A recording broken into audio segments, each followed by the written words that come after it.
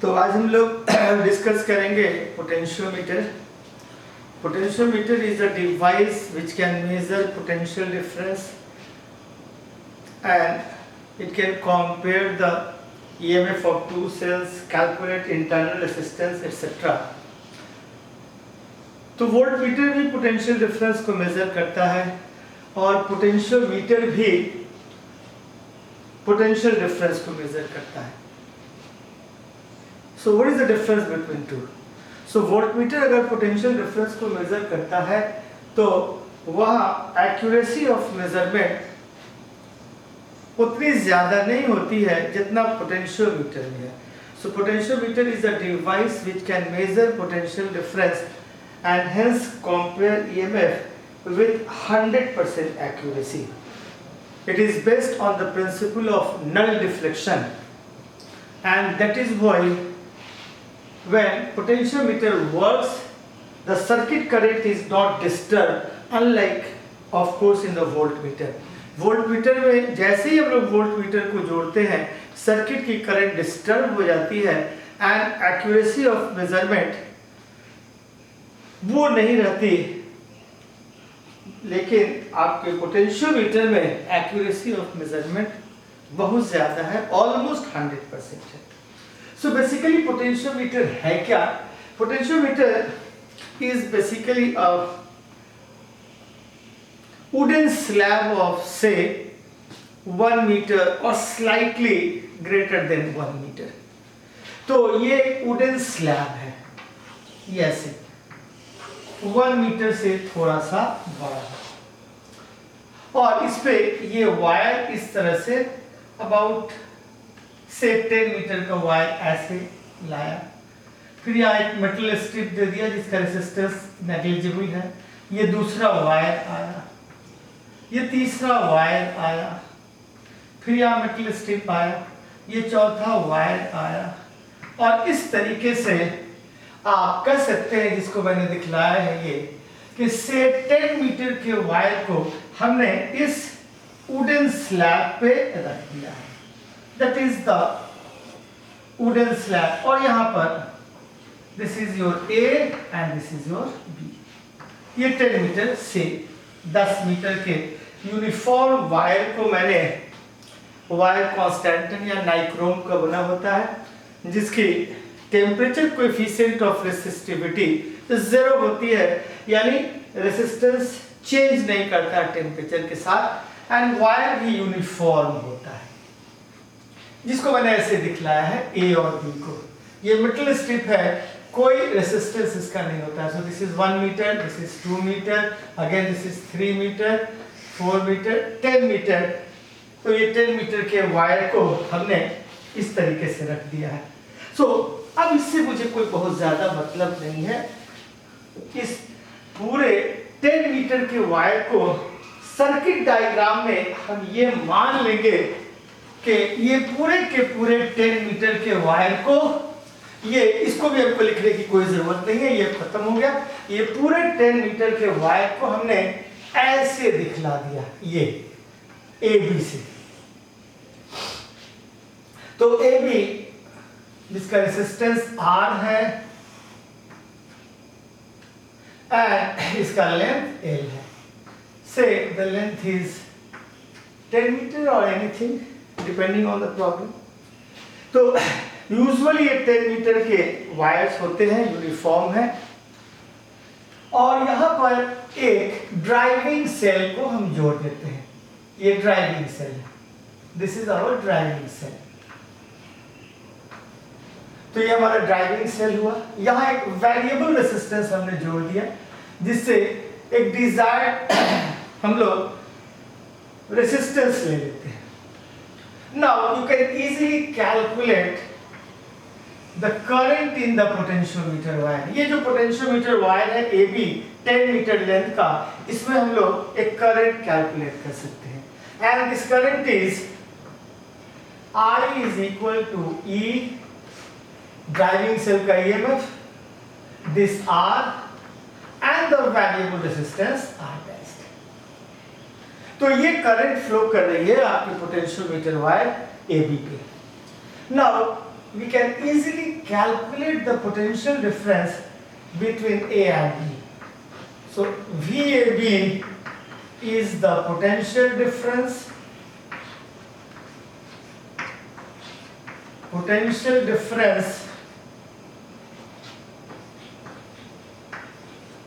across the wire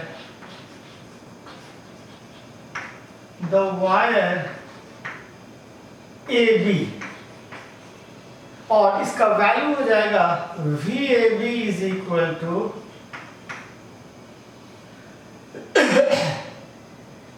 I into R, and this is E R plus R dash multiplied by R. So this is your potential difference. Now if the potential difference between A and B is VAB and the length of the wire is say L, so VAB by LAB is called potential gradient. Potential gradient. Potential gradient. Potential difference between A and B divided by length AB is called potential gradient. Potential gradient means potential difference across unit length of the wire. Potential difference across 1 meter of potentiometer, यानी potentiometer wire के 1 metre पे क्या potential difference develop करता है, हमने potential gradient निकाल दिया है. This is our potential gradient. तो हम पोटेंशियल ग्रेडियंट जान गए. देखिए इस प्रॉब्लम को हम लोग और सिंपल करने जा रहे हैं. इस प्रॉब्लम को हम लोग और सिंपल करने जाते हैं. सपोज ये आपका इंटरनल रेजिस्टेंस या जो भी वेरिएबल रेजिस्टेंस है, इसको मैंने 1 ले लिया एक प्रॉब्लम के थ्रू. ये हमारा जो रेजिस्टेंस R है, इस रेजिस्टेंस R को हमने 4 ओम ले लिया. इस R को जो R डैश है, R डैश को मैंने 1 ओम ले लिया. E का जो वैल्यू है ये 5 वोल्ट है. क्या? 5 वोल्ट. और ये जो लेंथ ऑफ द वायर है L, इसको मैंने ले लिया L is say 10 meter and R is 10 ohm. ये क्लियर हो गया. बोलो 4 ohm. R is already 4 ohm. तो R is 4 ohm, ये आपका 4 ohm हो गया. लेंथ इसका कितना हो गया? 10 मीटर. ये R dash का value 1 metre. EMF is 5 volt. So now it is obvious. Now what is the current in the circuit? Current in the circuit is I is equal to E R dash plus R. Current in the circuit is E R dash plus R. This is your E. E को मैंने कर दिया ये 5 volt. मैंने कहा था इसको 1 ओम कर दिया था. ये 4 है, ये 10 है. तो this is your 5, this is 1 and this is R is 4. So 1 ampere. So it is 1 ampere. Now what is the potential difference across the wire AB? The potential difference across the wire AB is I into R. I is 1 ampere. Here it has been calculated, and ये जो R मैंने लिया है, this R is 4, so it is 4 volt. So it is 4 volt. तो यहाँ आपने देखा कि potential difference between A and B is 4 volt. What is potential gradient? Potential gradient is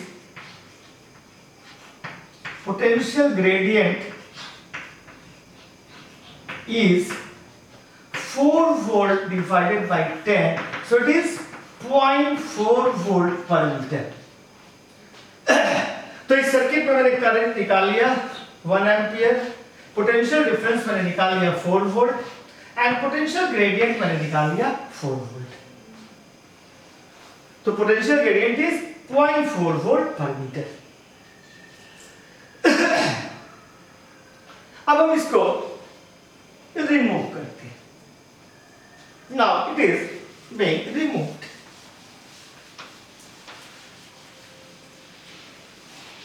देखिए यहां और यहां के बीच पीडी मैंने 4 कहा, I इंटू आर। तो ये जो मिडिल पॉइंट है, अगर इसका रेसिस्टेंस यहां से यहां तक 4 है तो ये यहां से रेसिस्टेंस 2 होगा। इसलिए अगर इस पॉइंट को मैं C कहता हूं तो A से C तक का पोटेंशियल डिफरेंस से VAC आपका जो होगा, this VAC will be 2 volt I into R। So this is the, यहां से यहां तक का पोटेंशियल 4 वोल्ट है क्योंकि करंट इनटू रेजिस्टेंस, करंट 1 है, रेजिस्टेंस 4 है। ये अगर मिडिल पॉइंट है तो VAC हो जाएगा 2 वोल्ट। अगर C का ये मिडिल पॉइंट है D, तो VAD का वैल्यू क्या होगा, ये 1 वोल्ट। और ये अगर मिडिल पॉइंट है F, तो यहां से यहां तक I into R, this is 1 ohm, this is 2 ohm, this is 3 ohm and this is 4 ohm। So आप कहेंगे VAD is 1 volt, VAF is 3 volt and VAB is 4 volt। तो यहां से ये जो ड्रॉप है, यहां अगर आते हैं तो 1 वोल्ट का ड्रॉप होता है, यहां आप आते हैं 2 वोल्ट का ड्रॉप होता है, यहां 3 वोल्ट, यहां 4 वोल्ट। ये जो 5 वोल्ट है इसमें 1 वोल्ट तो यहां ड्रॉप कर दिया और बाकी के 4 वोल्ट यहां ड्रॉप होते हैं। तो आपसे पूछेगा कि what is the potential difference between A and B, 1 volt, A and C 2 volt, A and F 3 volt, A and B 4 volt. So now it is obvious. अब हम लोग पोटेंशियोमीटर के प्राइमरी सर्किट के बाद ये जो सेकेंडरी सर्किट है इस पे हम लगाते हैं। ये सेकेंडरी सर्किट है।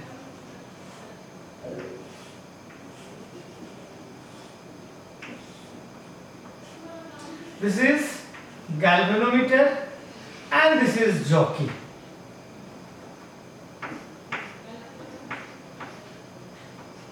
And no current is flowing in this secondary circuit। की को आपने क्या कर दिया, की आपका ओपन है। तो अगर ये की ओपन है तो आप कह सकते हैं कि यहां और यहां के बीच का जो पीडी होगा वो इसके EMF के बराबर होगा। If the key is open, की अगर ओपन है तो यहां और यहां के बीच का पीडी EMF के बराबर होगा। अब अगर ये EMF से 2 वोल्ट है, EMF क्या है 2 वोल्ट, तो अगर मैं इस जॉकी को C पे लाता हूं तो यहां और यहां के बीच का पीडी, इस 2 पॉइंट के बीच का पीडी 2 वोल्ट है, यानी this point is 2 volt lower.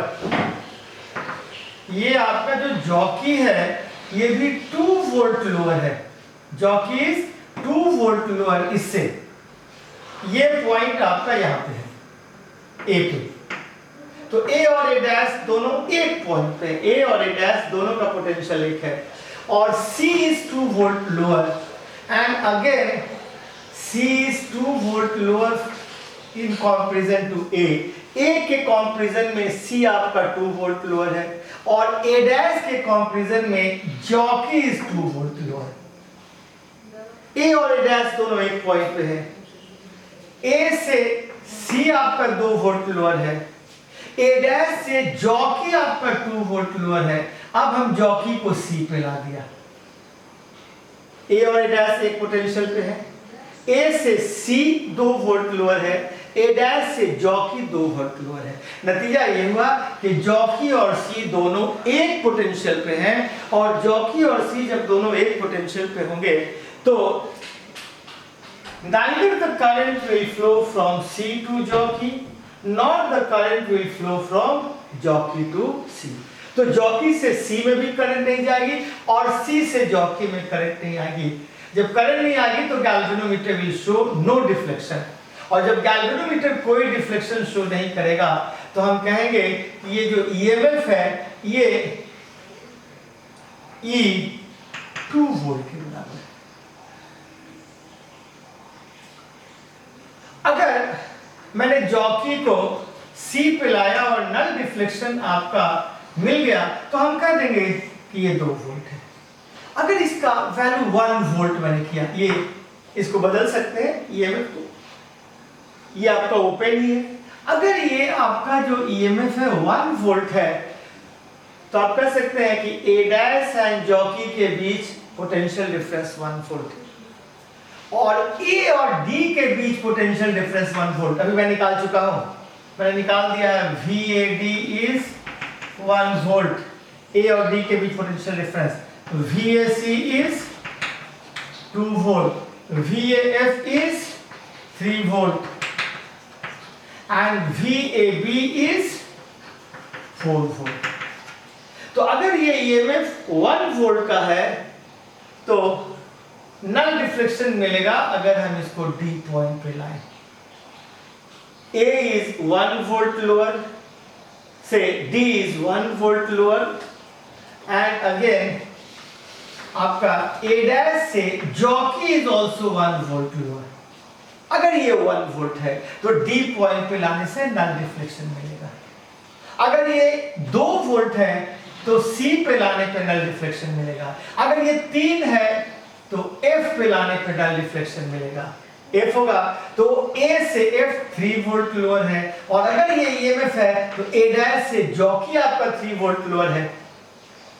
तो if the EMF is 1 volt, null point is obtained when the jockey is at D. If it is 2 volt, null point is obtained when the jockey is at C. If it is 3 volt, null point is obtained when the jockey is at F, and when it is 4 volt, null point is obtained when the jockey is at B. So you can compare the EMF of this or potential difference of this circuit up to the point where the potential difference is AB. The potential difference between 2 point AB is VAB. तो VAB से अगर ज्यादा इसका EMF है तो हम इसको compare नहीं कर सकते। हम कंपेयर करेंगे, अगर ये 1 वोल्ट है तो नल पॉइंट मिल जाएगा D पे, 2 है तो C पे, 3 है तो F पे, एंड ये 4 है तो B पे। 4 से ज्यादा अगर EMF है तो हम कंपेयर नहीं कर सकते। नाउ हमने यहां से यहां तक पोटेंशियल ग्रेडियंट निकाल लिया। The potential gradient is VAB divided by LAB. VAB is 4 and LAB is 10. So it is 4 volt per meter. Means at 1 meter the potential drop is 0.4. 1 meter the potential drop is 0.4. So अगर हम यहाँ से 1 metre की दूरी चलते हैं, अगर कोई सेल बैलेंस होता है 1 मीटर पर तो हम कह सकते हैं कि उसका EMF 0.4 है। 2 पे तो ऑफ कोर्स हम कह सकते हैं 0.4 मल्टीप्लाइड बाय 2, अगर 3 पे तो 0.3 मल्टीप्लाइड बाय ये potential gradient multiplied by of course length. अगर कोई सेल मैंने लिया and the cell is balance across L length, मैंने एक सेल लिया यहाँ पे और ये मान लीजिए आपका जो की है ये ओपन है, तो इस सेल का जो EMF है अगर L1 लेंथ से बैलेंस होता है, कितने लेंथ से? L1 लेंथ से, तो कह सकते हैं कि E1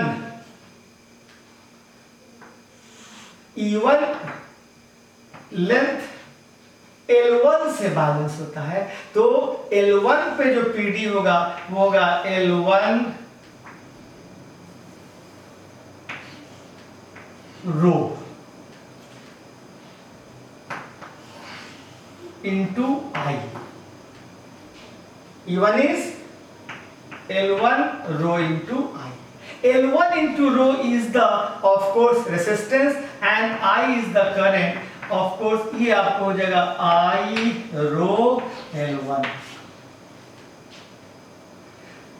ठीक इसी तरीके से अगर कोई दूसरा सेल E2 लेते हैं and the balance point is obtain across length L2, तो हम लोग कह सकते हैं कि L2 पर जो पोटेंशियल ड्रॉप होगा, व्हाट इज L2 पे पोटेंशियल ड्रॉप? ये होगा I, rho is resistance per unit length and this is your L2.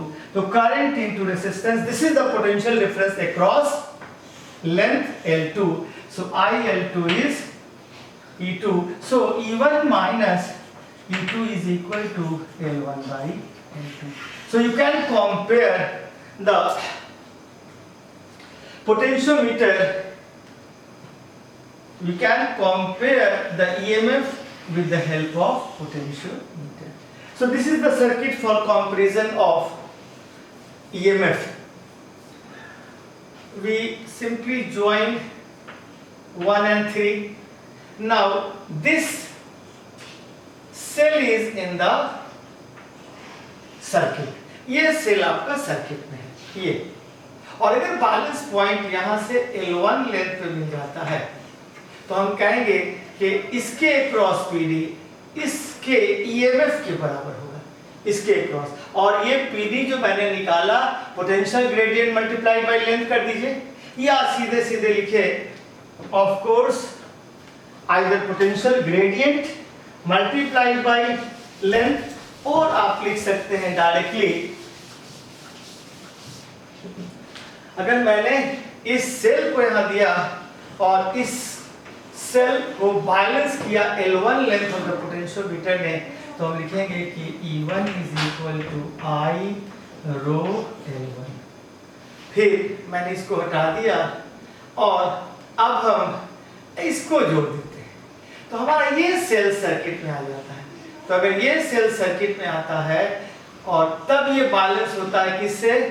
E2 L2 से, तो E2 सेल अगर L2 लेंथ से बैलेंस होगा तो E2 को लिख डालेंगे I rho L2 and hence you can write E1 by E2 is equal to I rho L1 by I rho L2 cancel होने पर L1 by L2। अब इसमें से कोई एक स्टैंडर्ड सेल होता है, मान लीजिए E2 is the standard cell, you know L1 and L2 and you can calculate the value of EMF E1 if E2 is your standard cell।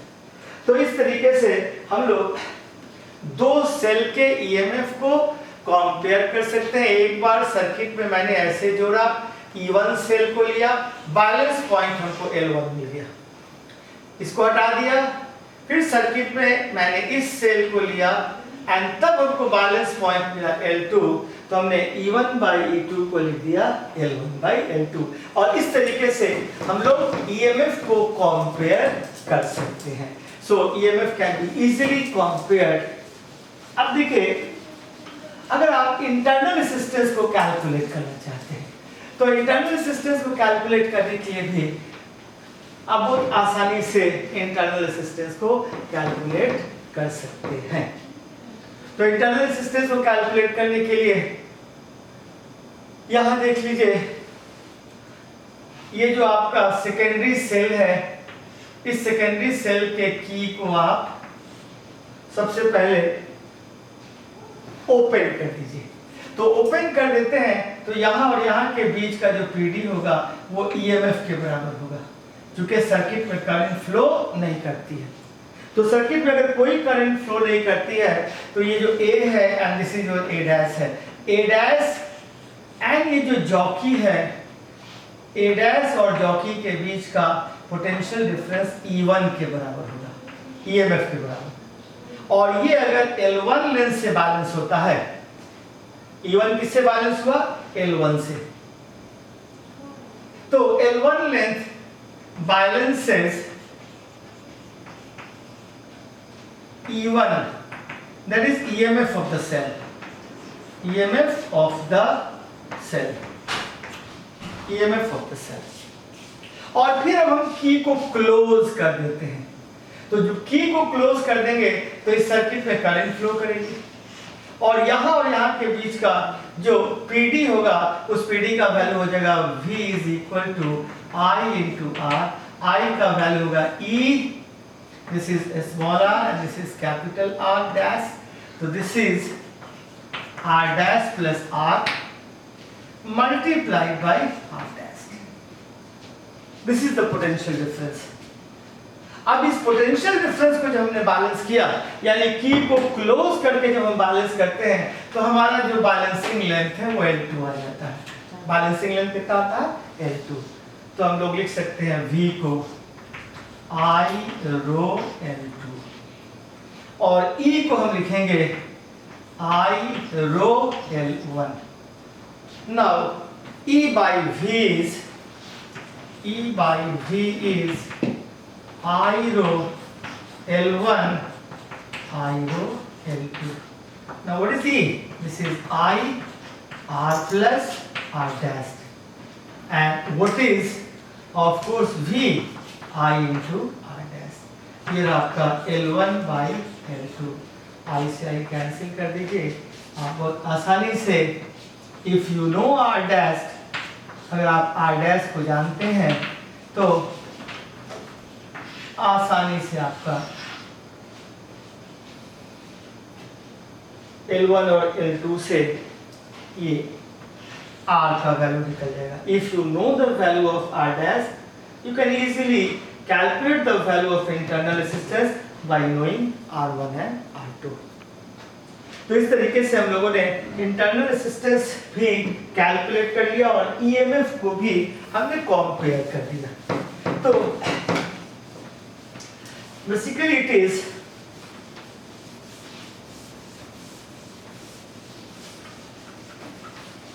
now we take a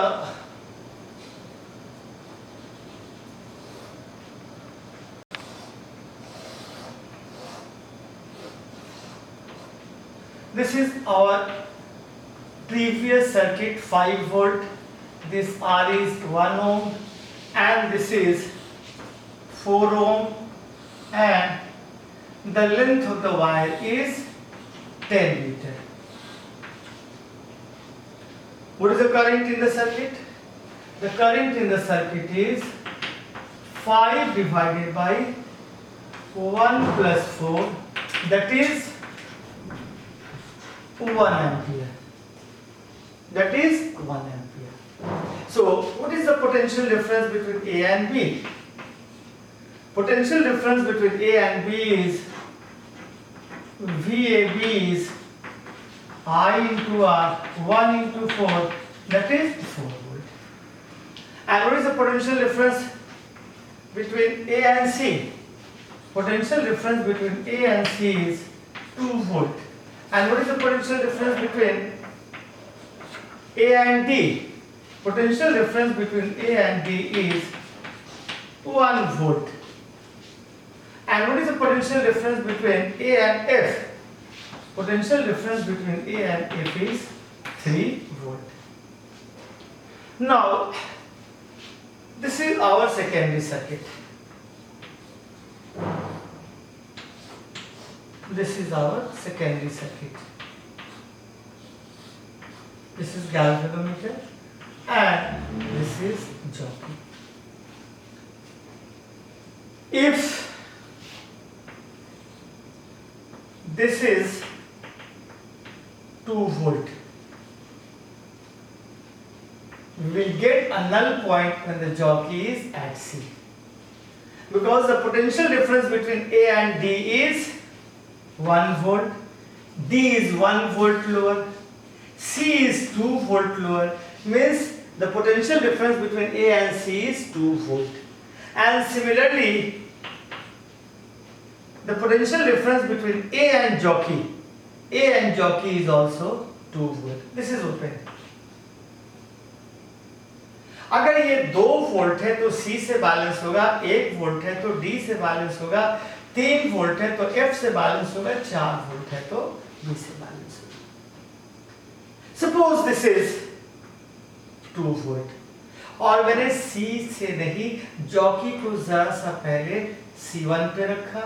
and अब आपसे कोई पूछे कि in which direction the current will flow, if the jockey is at C1 and this EMF is 2, so you can say that this is A, then it is D, then it is C, then it is F, and then it is B. So if we take the potential of A to be 4, then D is 1 volt lower. So this is your 3 volt. C is 2 volt. F is 1 volt. And B is 0. So if we take the potential of A to be 4, the potential of D is 3, the potential of C is 2, the potential of F is 1, and the potential of B is 0. Now this is 2 volt. So if we take jockey at C, then null point is obtained. C is 2 volt lower, A and A dash are same, and jockey is 2 volt lower. Now C1 is here. Of course, this is C1. This is C1. So it may be, of course, more than 2 volt. Its value will be more than 2 volt. It is, of course, 2.5. That means ये 1 volt lower है, ये 2 volt lower. It may be 1.5 volt lower. That means C1 is at higher potential in comparison to C. C1 is at higher potential in comparison to C, and C and jockey दोनों एक potential पे है। जब ये 2 volt है तो C and jockey एक potential पे है, and C1 is at higher potential। अब अगर हम jockey को यहाँ लाते हैं, the current will flow from C1 to jockey। The current will flow from C1 to jockey। और अगर हम यहाँ लाते हैं C2 पे, तो C से ये लोअर पोटेंशियल पे है, ये C से हायर पोटेंशियल पे है, ये C से लोअर पोटेंशियल पे। जैसे जैसे हम उधर जा रहे हैं पोटेंशियल घट रहा, 4, 3, 2, 1 and 0। तो अगर हम जॉकी को C2 पे ले जाते हैं, then current will flow from jockey to C2। और जॉकी को अगर C1 पे ले जाते हैं, then current will flow from C1 to jockey। If we get a null point at C, so if this is the null point के बाएं ले जाने पे current will flow from C1 to jockey, null point के दाएं ले जाने पे current will flow from jockey to C1। So if there is a null point on the wire, अगर वायर पे null point है, तो इस जॉकी को A पर लाएंगे और जॉकी को B पे लाएंगे, तो डिफ्लेक्शन आपका 2 वे होगा। null point के बाएं लाया, then current will flow from C1 to jockey, and null point के दाएं ले जाएंगे तो current will flow from jockey to C2। So if there is a 2-way deflection, only your instrument will work, and the null point is in between A and B। If of course the null point is not being obtained, then हम लोग ये कह सकते हैं कि जो driving cell है, driving cell either week है या आपका जो टेस्ट सेल है ऑफ कोर्स ये मजबूत है। देन हम लोग आइदर इसको रिप्लेस करेंगे एक हायर वैल्यू से, या इसको ऑफ कोर्स लोअर वैल्यू हम लोग दे सकते हैं। तो नल पॉइंट अगर है तो आप इसको काम कर सकते हैं। Now we can solve the problem, और प्रॉब्लम सॉल्व करके हम लोग इसको देखते हैं। Suppose there is a driving cell, एक ड्राइविंग सेल है of negligible internal resistance connected to a load resistance R in series with a potentiometer wire of length 10 meter and resistance 10 ohm. The EMF of the driving cell is 2 volt. It is unknown. The resistance of the potentiometer wire is 10 ohm and length is 10 meter. If 30 centimeter of this potentiometer wire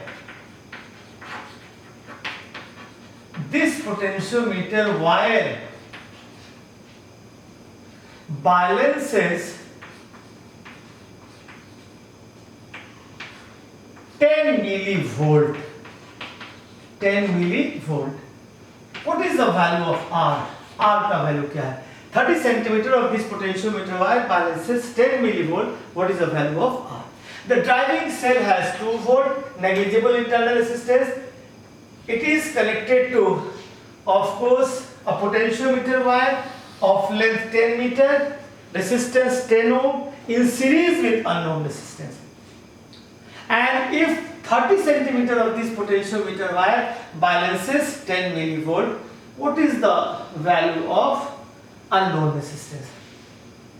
What is the current in the circuit? Current in the circuit is E R plus R. E is 2 volt. R, this is 10. R plus 10. R plus 10. This is the current. What is the potential drop across 30 centimeter of the wire? The potential drop is I rho L. I is the current, rho is the resistivity, and L is the length. So I is 2 R plus 10. And what is the resistivity? Resistance per unit length. And what is this? 30 centimeter. I rho L. So I is 2 R plus 10. Rho is 10 by 10 and 30 centimeter. किसको balance करता है ये? 10 millivolt को. 10 millivolt. It balances 10 millivolt. So this is 10 by 10 cancel. This is 10 by 2. This is 2 R plus 10. And this is 30 into 10 to the power minus 2. ये cancel होता है. आप लिख डालेंगे R plus 10 is equal to 60. The value of R is 50 ohm. So this is a very easy problem. Problem क्या था ये कि एक पोटेंशियोमीटर वायर है, ड्राइविंग सेल, इसका 2 वोल्ट है, पोटेंशियोमीटर वायर 10 मीटर का है, 10 ओम इसका रेजिस्टेंस है, हमने इसको जोड़ा है एक अननोन रेजिस्टेंस R से. इस पोटेंशियोमीटर वायर का 30 सेंटीमीटर 10 मिलीवोल्ट को बैलेंस करता है. तो what is the PD across? Of course 30 centimeter. So I is ER plus R, 2R plus R. And PD across 30 centimeter is I into resistance. I is 2R plus R. This is resistivity R by L. And 30 centimeter के across जो PD है वो I rho L. And this is 10 millivolt I rho L. It is of course 20. अब फिर दूसरा question पूछा गया, ये पोटेंशियोमीटर वायर है,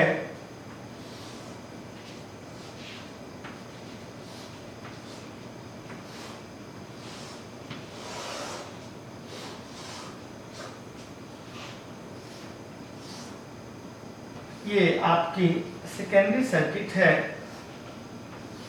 यहां it is 10 ohm and this is key, galvanometer and jockey. So the question is if the key is open, the balance point is 150 centimeter. Key is open when the key is open,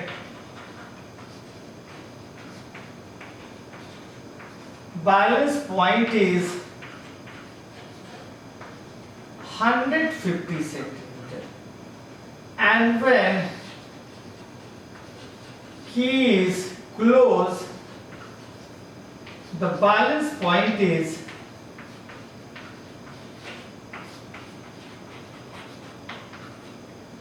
100 centimeter. R is 10 ohm. What is the value of internal resistance of the cell? ये internal resistance of the cell क्या है? तो that is a very simple problem. अगर आपने की को open कर दिया है, करंट इसमें फ्लो नहीं करेगी, तो यहाँ और यहाँ के बीच जो पीडी है वो EMF के बराबर है. So EMF is balanced by 150. That means 150 centimetre पर जो पीडी है वो E के बराबर है. तो EMF E is equal to I rho L, current into resistance. That is the PD. That is the PD. And potential difference is balanced by I rho into 100. I current into resistance. Current into resistance. यहाँ से cancel हो जाता है. E is, what is EMF? I R plus R. V is I R. This is 150 by 100. So it is 3 by 2. ये 0 से 0 cancel होगा. 15. And this is I से I cancel होगा. R is 10. So 2R plus 20 is equal to 30. So 2R is equal to 10 and R is equal to 10. So we can solve various problems of potentiometer wire in the similar fashion. In the next video, I will solve some of the potentiometer problems. So now thank you.